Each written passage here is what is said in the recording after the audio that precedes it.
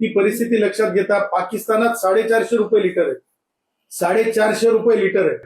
त्याच्यामुळे आजही आपली मान ताठ आहे आणि आपण खारीचा वाटा आणि जर समजा देशात म्हणजे युद्धजन्य म्हणजे जगामध्ये युद्धजन्य परिस्थिती असेल तर देशाने सुद्धा आपली तयारी ठेवलीच पाहिजे. आणि मला असं वाटतंय की एक मन आहे आमच्या गुराखी साहित्यामध्ये, सश्याच्या शिकारीला जाताना वाघाचं कडासण नसलं पाहिजे.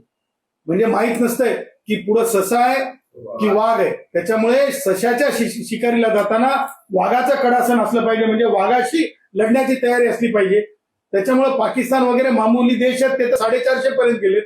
आज आपल्याला अमेरिका आणि मिडल ईस्ट वाल्यांसोबत सुद्धा म्हणजे किती लांब पल्ला गाठायचा आहे, त्या लांब पल्ल्याच्या आधारावर जर आपण अगोदरच आपली तयारी ठेवत असू तर मला असं वाटतंय की या बाबतीला आपण म्हणजे टार्गेट किंवा या बाबतीला आपण स्टंट करून पाहण्यापेक्षा आपण ह्या बाबतीला युद्धजन्य जागतिक परिस्थितीच्या आधारावर आपण तयारीत राहायला पाहिजे.